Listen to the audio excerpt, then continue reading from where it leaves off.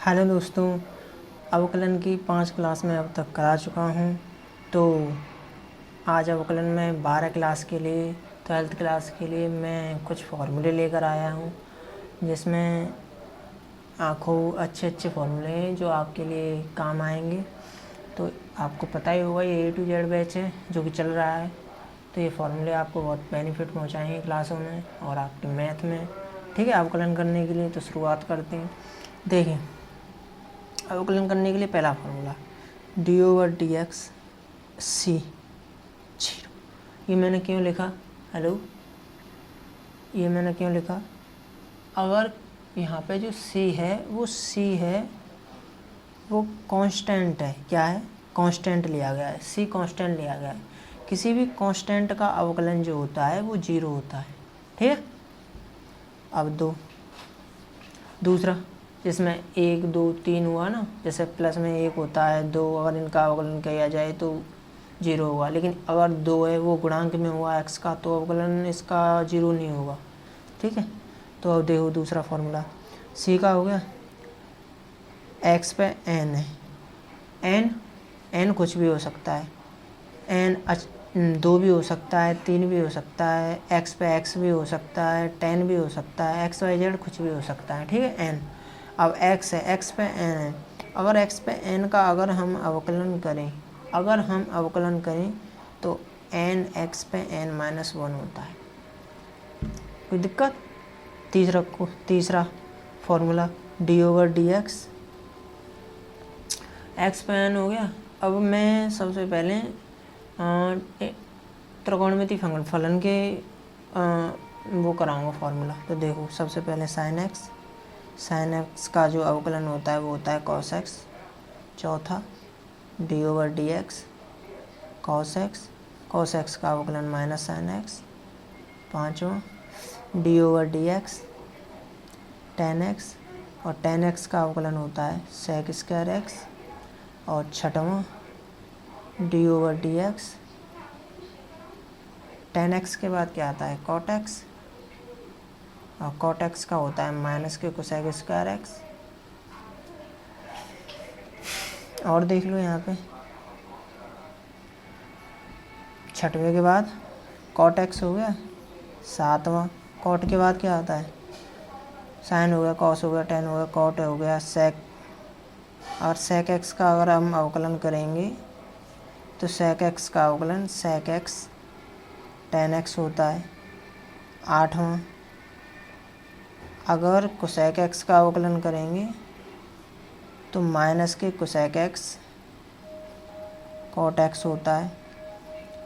और कितनी हो गई? इतने के बाद अब बढ़ते हैं किसकी ओर? log की ओर। तो नौवां फार्मूला log का ये रहा। अगर d/dx log ex का अवकलन किया जाए तो 1/x होता है। 10वां d/dx अगर log a पे x है, अगर इसका अवकलन किया जाए तो 1/x log, और जिसे बोलते हैं a पे e। ठीक है। 11वां, अगर और भी फॉर्मूले हैं कई, जैसे कि लॉग में देखे होंगे आपने एक आध दो इधर उधर से। अगर लॉग में नहीं है तो और भी उठा सकते हैं आप फॉर्मूले, जैसे कि ई पे एक्स है, अगर इसका अवकलन किया जाए तो इसका अवकलन ई पे एक्स ही होता है। अब और भी देख लो, 12 d/dx अगर ई पे माइनस एक्स का अवकलन किया जाए तो माइनस ई पे माइनस एक्स होता है। और देखो 13वां, अगर d/dx अगर ए पे एक्स का अवकलन करोगे, ए पे एक्स है और ए पे एक्स का अवकलन करोगे तो log ए पे एक्स का क्या होगा अवकलन? ए पे एक्स और log ए, ये अवकलन होगा। अगर यहीं d/dx log ए पे माइनस एक्स का अवकलन होता तो इसे लिखते हम ए पे माइनस एक्स log 1/a। ठीक है, ये हो जाता। कोई दिक्कत? अगर ऐसे भी नहीं करते तो इसे हम ऐसे भी लिख सकते थे, जैसे कि माइनस ए पे माइनस एक्स लॉग ए। ठीक है, ऐसे भी इस फॉर्मूले को लिख सकते हैं। ऐसा क्यों होता है? आपने, चलो एक बात बताओ, अगर एक्स इनवर्स है, अगर इनवर्स को अगर हम शुद्ध तरीके से लिखें तो आप कहेंगे 1/x हो जाएगा कि नहीं? इसी तरह लॉग में क्या होता है कि लॉग में एक प्रॉपर्टी होती है एम पे एन, तो एन है वो आगे आ जाती है और लॉग एम पीछे रह जाती है। समझ रहे? अगर आप थोड़ी देर के लिए मान लो कि एन की जगह पे -1 है और यहाँ लॉग एम है, तो आप कहेंगे जैसे कि एन आगे आई थी उसी तरह -1 भी तो उधर चली जाएगी, तो आप कहोगे लॉग एम है तो एम पे -1 हो जाएगी। और m-1 को ठीक x पे -1 की तरह 1/m में लिख सकते हो, तो log 1/m भी लिख सकते हैं इसे हम।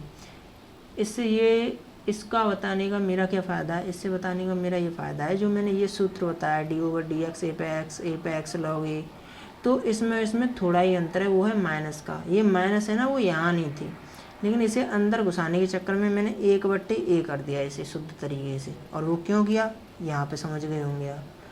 तो आगे बढ़ते हैं अगले क्वेश्चन की ओर, अगले फॉर्मूले की ओर। तो अगला फॉर्मूला देखो, अगला फॉर्मूला देखो,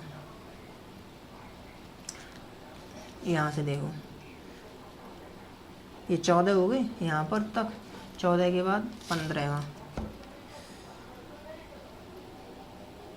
ई पे एक्स हो गया, ए पे एक्स हो गया और लॉग ए पे भी एक्स हो गया। चलो अब इन्वर्स वाले बताते हैं। सबसे पहले साइन इन्वर्स एक्स है, अगर इसका अवकलन किया जाए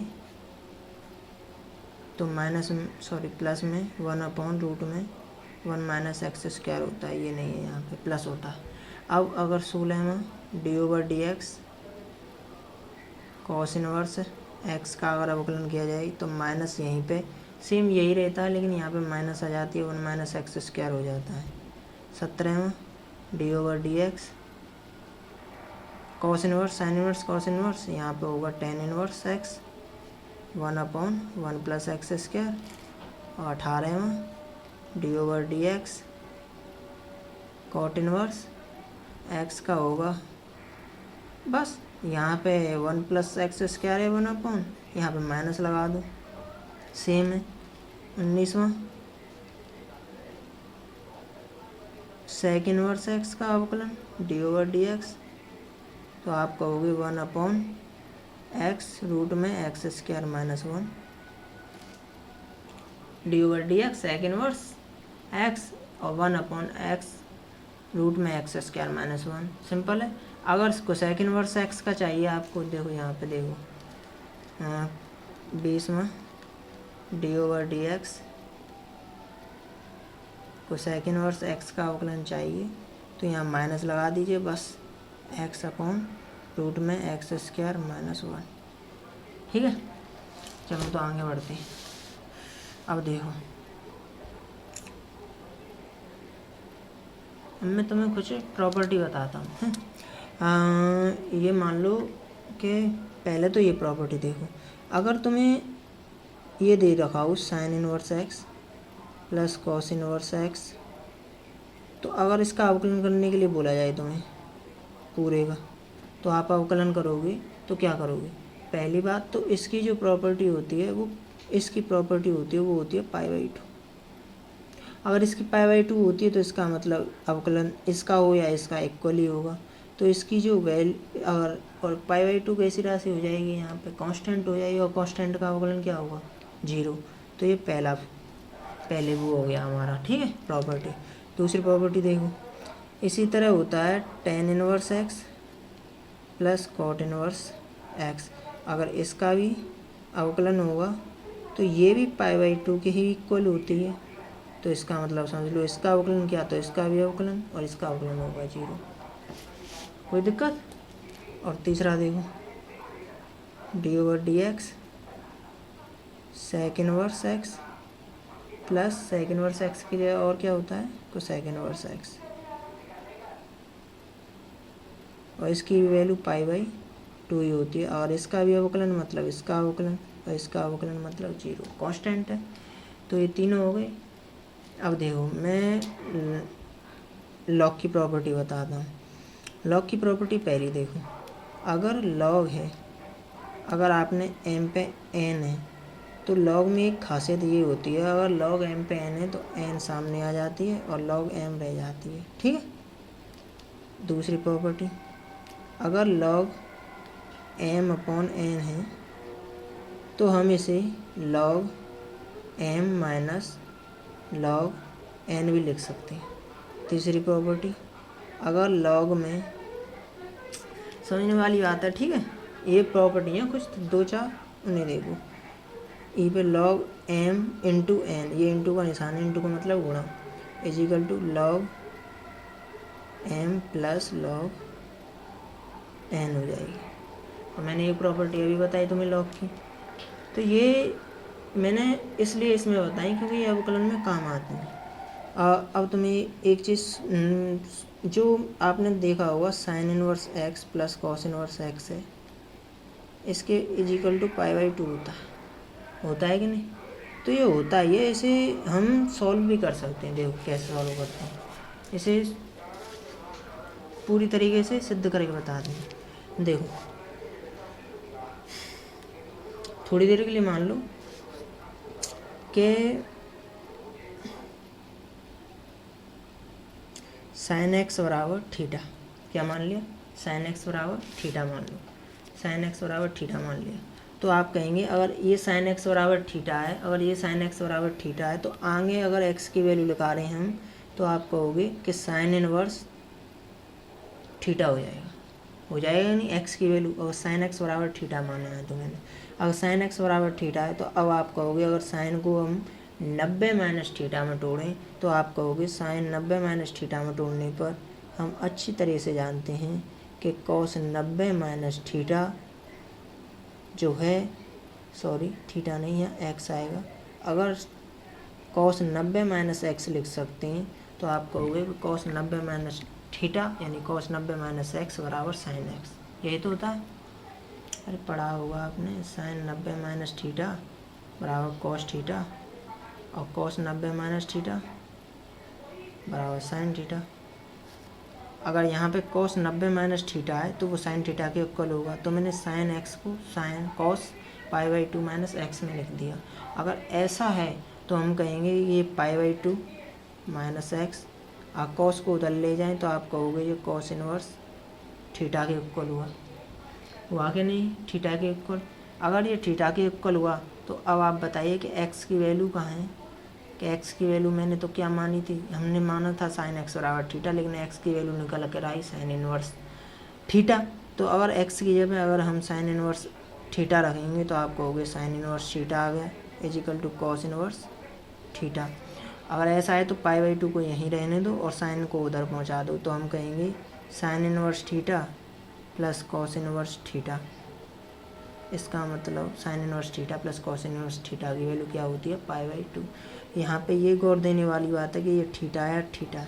अगर सोचो थोड़ी देर के लिए साइन इनवर्स, और यहाँ पे ऐसे आ जाए x/1 plus x square plus cos inverse x/1 plus x square, तो आप इसका अवकलन करने में थोड़ी दिक्कत लेंगे। लेकिन अगर आपको वैल्यू पता है और ये दोनों सेम है तो आप इसे π/2 रख कर भी अवकलन इसका कर सकते हैं, और इसका अवकलन क्या होता है?